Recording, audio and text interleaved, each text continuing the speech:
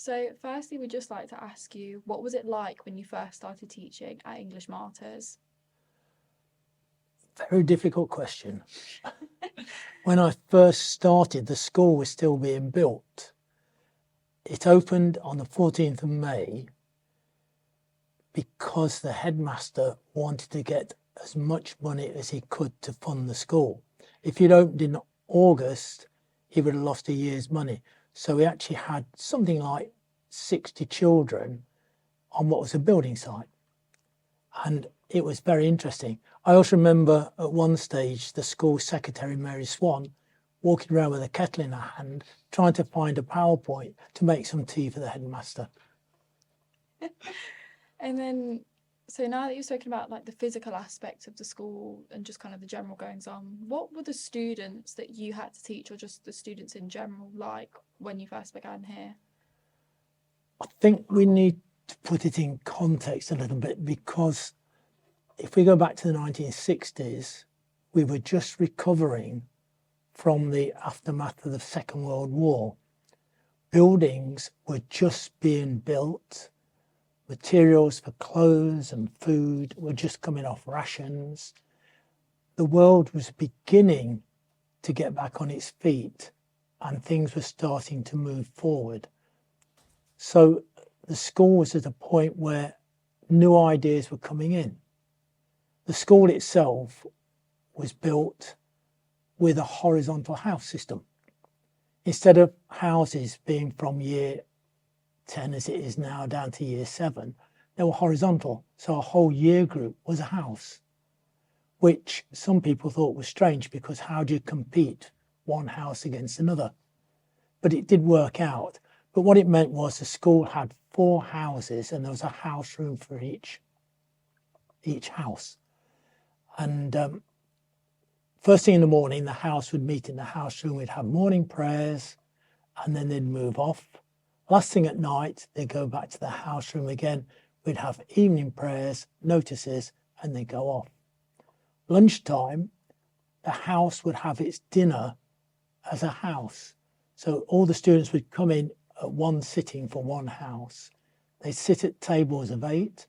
They'd have one teacher, usually with a group of 8, and the students would serve each other. So one person on the table would collect the food, dish it out, and then afterwards clear it up. And it was only when the whole tables were wiped down, everything put away, that grace was said and the students were free to go. And I think the other thing we need to think about was that at the age of 15, you could leave school. So the term in which you were 15, you actually left. So Christmas, Easter, and August, you had a group of leavers. Exams were very rare. In fact, to start with, we didn't have an exam group.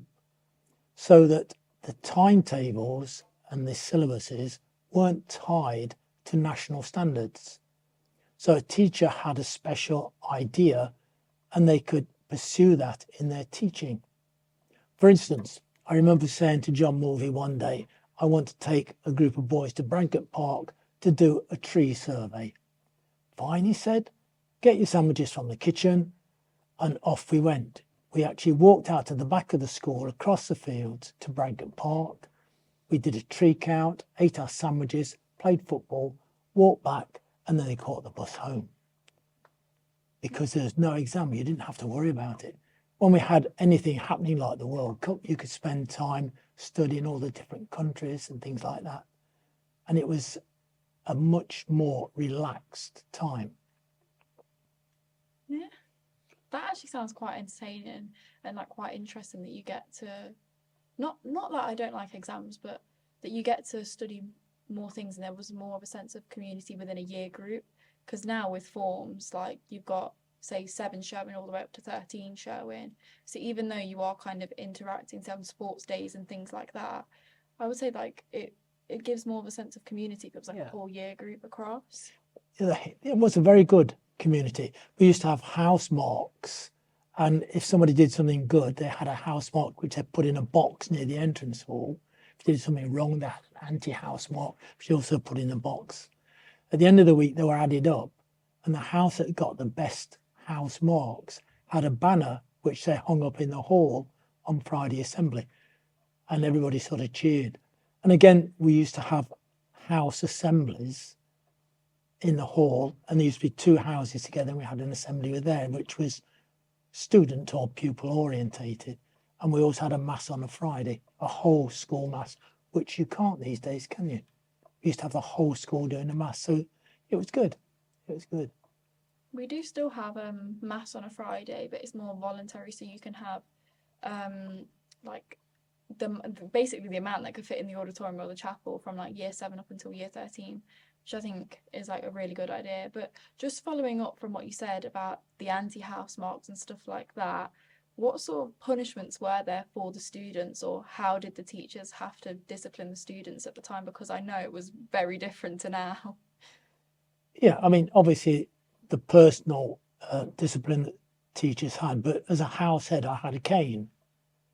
So that if anybody was really bad, you actually could cane them, which seems very barbaric these days. But I'll give you a little thing about that. Often, by being punished immediately after you'd done something wrong, it was over and forgotten about. If then you had a detention, to do a school detention, because most pupils came on a special bus, you had to write a letter to the parent, so it had to go via the office and via the head, sent to the parent, brought back again before you could actually keep a person after school. And then you had to make arrangements for them to get them home if they missed a school bus. So you might have somebody who perhaps had done something wrong, and it was nearly a fortnight before they were punished. Whereas someone who was having the cane, I know it seems barbaric, if they did something wrong and they came to the house office, they were caned and they went out and it was all finished with. And just a little antidote to that, I remember I had a little Irish lad came in to my office once who'd done something really wrong. And I started talking to him and telling him how ashamed I was and how he'd let the house down. And he stuck his hand out. He said, "Please, sir," he said, "please give me the stick." He said, "I can't stand you talking at me." Because the effect of the cane on him was over and finished with, you know. And I think punishment depends on the member of staff. I see. Oh, okay. And then as you've had the tour today, and then also I know that you taught here for quite a reasonable length of time. 30 years. Yeah, just speaking to a lot of the other students and some of the teachers as well, such as Mr. Hunt. How has the school changed from when you started up until now, or how has it changed from when you kind of left teaching here and as you've come back now, just some of the changes that you've noticed? There's two aspects. I think there's a physical building and there's actual educational student side. I mean, the building now is totally different to when I left. There are my room where I used to teach woodwork, the room next to it metalwork, and the art rooms, and some of the domestic science rooms are still there. But the rest of the school seems to have disappeared. In fact, opposite the steps in what used to be the playground, there was a building there which was a sixth form centre, and I think it was an auditorium. That was built and it's now gone, and it's just an open space. And it's such a huge area. The hall and gym have gone as well. They used to be further down the hill. It's a very pleasant building. I was surprised. And talking to so many people going around, I didn't really find my way around it. You know, if you asked me to go somewhere, I don't think I could find it at the moment. It seems rather large and strange. But it's different time, different era. The original school was compact, and it was built, as I say, on 4 houses. You had a house room.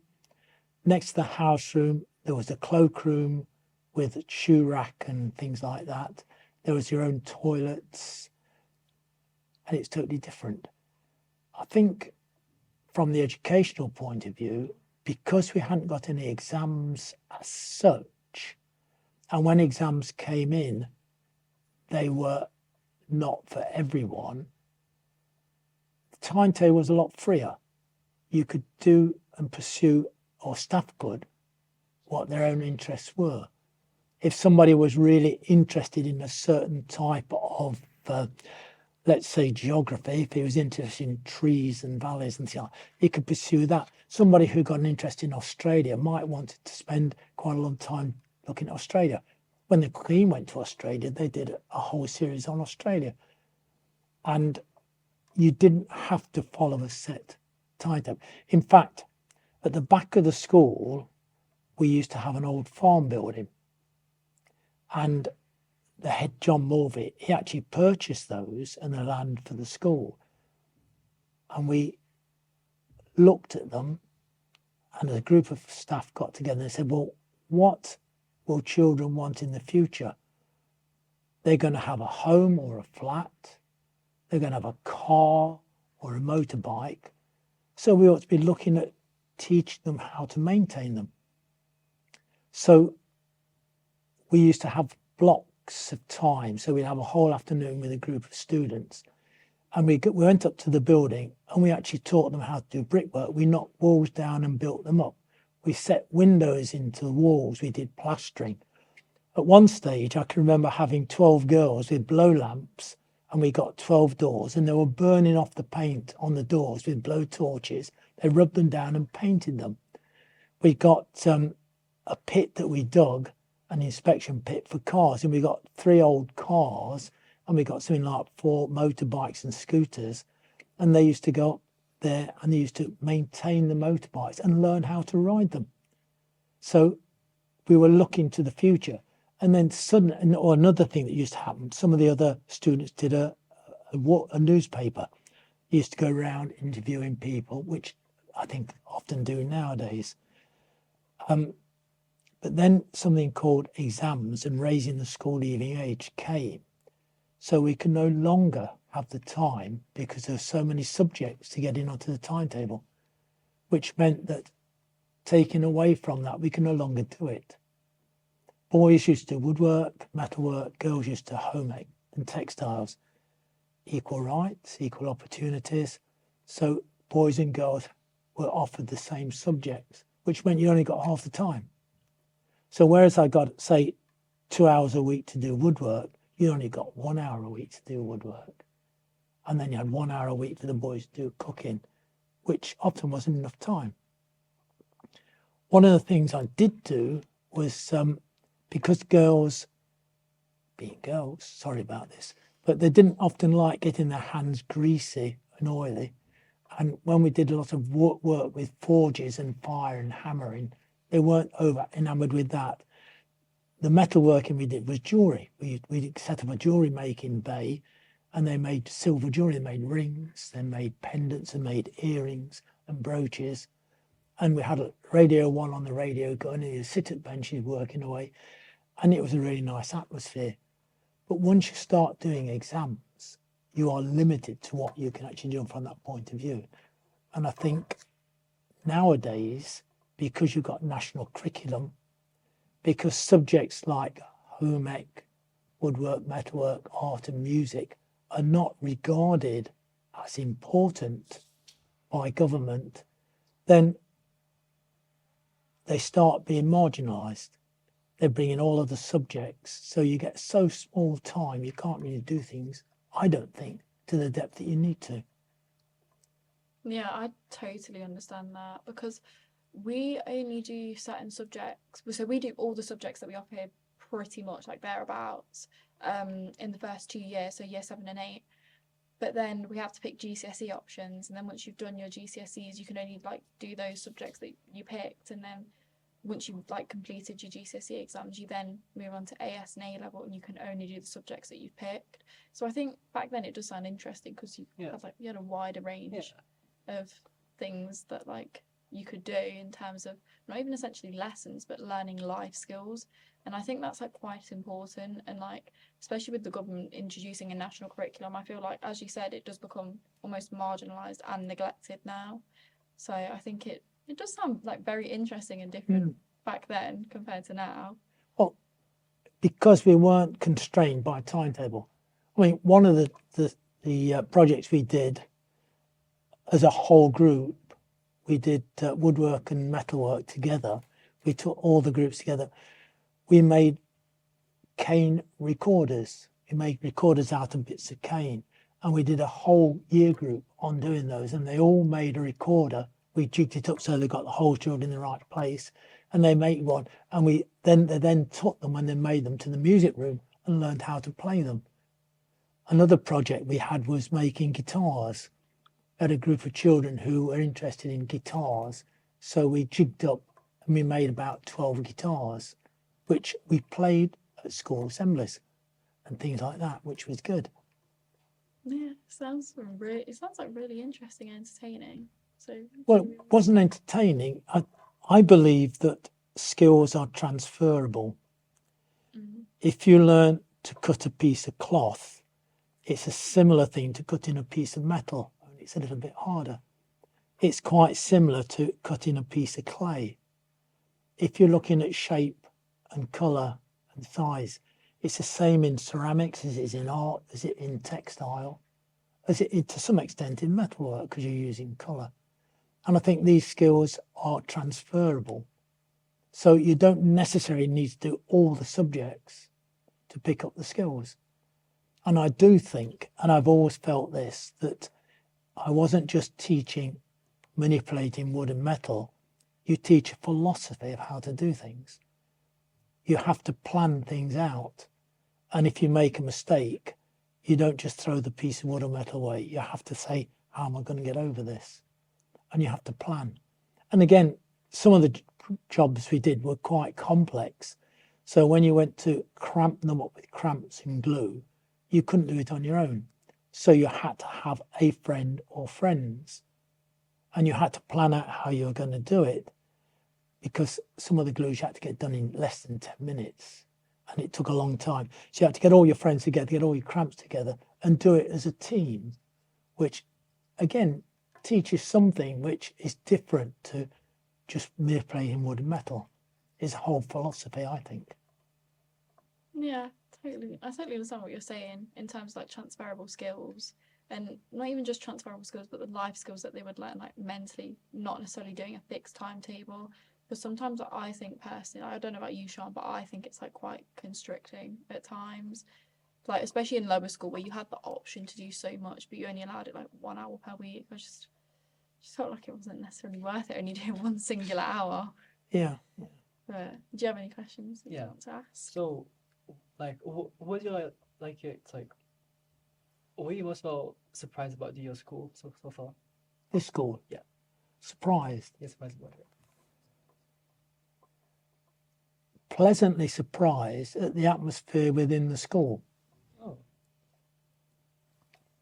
Because I at one stage I was a chief examiner. Right. So I used to go around a lot of schools. And when you walk into a school, it only takes 5-10 minutes for you to pick up the atmosphere of the school. So coming into this school, knowing how big it's grown and how it's changed, I was very surprised to feel the atmosphere of the school. You could feel the relationship between staff and pupils. You could see the relationship between pupils. There was a calmness which a lot of schools don't have. It's a nice big airy school, which helps, but I think there is difficult to put. There is a feeling about the school which I think is unique, and it's always been unique. I see. Okay. So then, It's family. It's family. of course. I remember one of the first parents' evening I had a little Irish mother come talk about her son, and she got her grandson with her, and she looked down and she said, "This is Mr. Jones. He'll soon sort you out when you get here." Which was lovely because he was meeting somebody he'll know later on, and I was meeting the family, and it was nice. Nice. Yeah, I would say even now, like especially because the school community has grown, because obviously even the size of the school and the amount of pupils that we have would have been different to when you were teaching here, especially because it's expanded. I would say because we are like a very diverse and close-knit school community, it does make it like a very good experience to go to school here, whether you come for the 5 years from 7 to 11, whether you're here for the sixth form or whether you are here for the full duration of the 7 years. So like I would say, like even at parents' evenings or like some of the concerts and events that we have, you see many people's parents like speaking to teachers or past teachers and past students. Like everyone, well not, yeah, everyone tries to stay like in touch, I would say. And I would say like a lot of people, they do come back to the school and they do like really uphold the sense of a school community. Yeah, it is a community. It really is. And I think one of the things that I used to like about it was whenever anything happened, you get the local parish priest coming in and you get parents coming in and teachers, and we're at the parish churches with the families at weekends. So it wasn't sort of teacher on a Monday to Friday and that's it. It was a community, and I think that's very important. And I think the other thing is, because the school has been funded by the parishes, they have a feeling about it's our school. Yeah. So like this, it's like there's a lot of memories, I would say, from you of school, right? Hundreds of memories. So what are like your fondest memories of the school? I know you're going to ask that. I knew you were going to ask that. It's very difficult. I've got hundreds of fond memories. Can you tell us some? No, not in the short time I've got.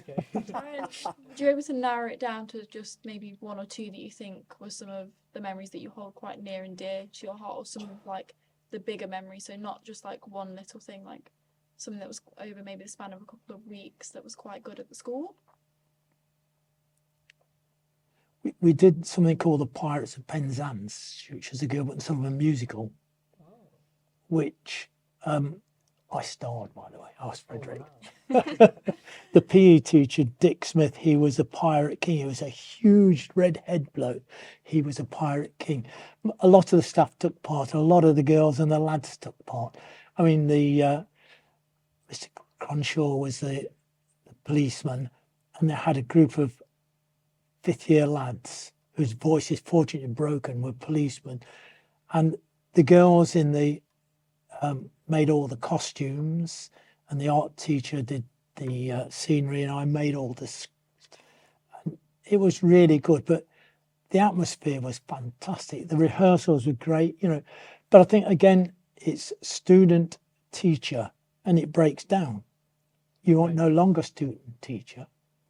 You are just people doing things together, Right. and it's great. You know, it's so difficult. I took a group of students, I think it was 8 of them, from Brent Lock in London up to Foxton Locks on a barge, but we were canoeing at the same time. I got the opportunity of this barge was going down to London, and the guy who was doing it said, "Do you want to borrow it so you could bring it back to Leicester?" So we got this group of canoeists together. I was teaching canoeing at the same time. So we got this group together, and we got menus and all sorts of things. We did a bit of environmental studies at the same time as we went along, checking waters and things like that. It was great. See, I also remember one of the lads was doing the cooking one night as we were going through a lock, and he was trying to fry things, and the boat was going down, you know, and it was fantastic. His language was a bit strong at that point. And one night, the lads all sat together and they got their inhalers out, and they were comparing their inhalers as to which one. But the atmosphere, you know, it's something absolutely special. And we were able to sort of sleep on the barge of the canoe together, as close as anything. And yet when we came back, it was teacher and students, you know. And I think that is unique to this school. Right. You know, you can go on a trip and come back and you've got that relationship, I think, which is absolutely unique. Of course. Definitely, I would say with some of the school trips that I've been on, and like you're all walking around as a group, it's not necessarily like everyone's divided. I would say, like, so we went to Berlin. Right, yeah. I went, I think 2 years ago now almost, and the teachers were they were getting involved in the conversations. We were all walking around as one big group sightseeing. So I would say that's something that's like been at the school for a while then, because with most schools and stuff, it's like people don't want the teachers involved. Like some of my friends I have outside of school, but I'm like, I like all the teachers here, and I do think it is a good atmosphere with teachers and students. And I wouldn't say it's like everyone has to be separate, because like I've said before, there really is like a proper sense of community here, Yeah. and it feels like there always has It been. has been, yeah. But it's that unique relationship that you have. You said about discipline. It's like taking a football team. I mean, Mick Haggerty, who's been coming around, he was the captain. Yeah. Wonderful lad. But you train with them, you take them Saturday mornings in all sorts of weather, play football together, but you are no longer teacher and students. You were a football team together. And when they came into a classroom with you, you didn't have to discipline them because they were your team and they influenced the rest of the class. You know, so immediately you start off with a different atmosphere. You're not disciplining, you're not saying, don't do this, don't do that. You're talking and you're saying, do you not understand this? And you're talking about things. It's a positive thing, which I think, again, is unique to this school. I see. Yeah. Okay, so on our final question, what is your last message to the school and the pupils at the school? Message, Yeah. keep it up. Oh, okay. I see. No, it's a unique school. Be proud of it. And I think you have to, you know, and also I think you've got to be proud of your staff and support your staff because they're working very hard to help you.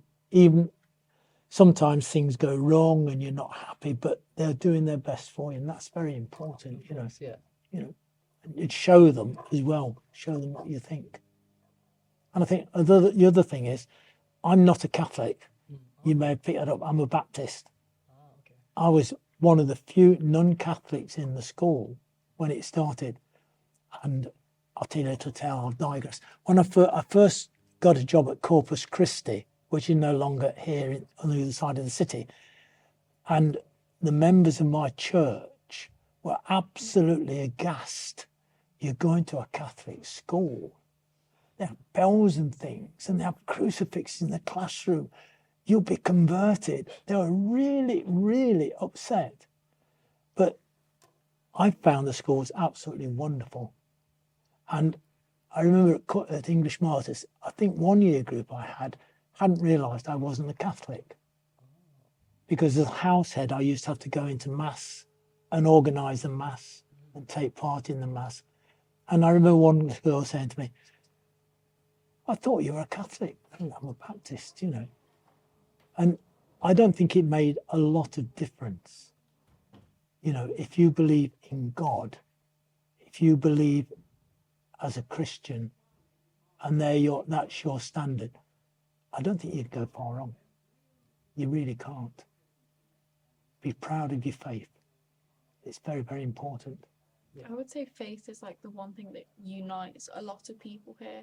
You know, when we all come together, because we have a whole school mass at the end of each academic year, but then we often have masses for celebrations in the Christian calendar throughout school, and then we also have a lot of other things that go alongside the religious aspects, such as carol services and things like that. So I would say like faith is definitely it's the one thing that unites us, because we all come together as a school, like in extracurricular groups or like friend groups, everyone's kind of split apart, or even in lessons, you know, when you get put into different subjects. But when we have mass or we have liturgies, we are all together, which I think is like so important, and it's very like well upheld and maintained here, the importance of religion and things. Yeah, I think so. It genuinely is the one thing that fundamental unites to people. life.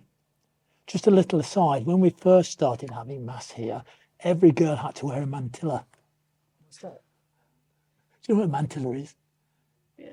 It's like a little black veil thing which they Yeah. have over their head, up to cover their head. Right. Yeah, if they hadn't got a mantilla, they were in trouble. And you couldn't eat an hour before Mass.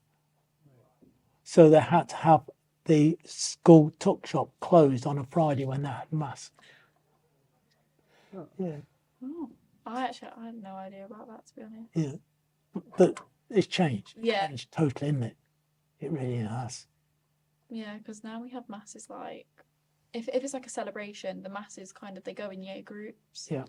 And then, so say it's like a mass to mark the beginning of Lent, like you have, say like year sevens in the morning, and then it's like all throughout the day. Yeah, lovely. So Yeah. it definitely is different to that. But Well, we used to everyone's have, still used to be mixed a together. Latin mass when we first started. Oh, Oh, see, Mass we was in only Latin. really have like Schola, so one of our choirs that sing in Latin, but everything else, like what the hymns that we all sing together and everything else is, including the mass, is done in Yeah, English. used to be Latin. We had a lovely lady, which the chapel was built for, Sister Anna, and she used to say, end of July when we were breaking up, she said, I'm going now, I'm going to spend a fortnight, I'm going to be praying for you all. And I said, well, I'm going to be praying for you. And she said, well, I'll convert you, don't worry. It was a little game we used to play, but it was lovely. You know, you just felt that atmosphere, and that's got to be kept. That's what state schools don't have. That's what some academies don't have. Yeah, which I think is unique. that's it. Yeah, I think that's all we have time for, right? yeah, and we've asked all the questions that we wanted to ask you and get Yeah. some information Yeah, on. so Well, Thank thank you you. for your time. I've enjoyed it. Yeah, Thank you. you.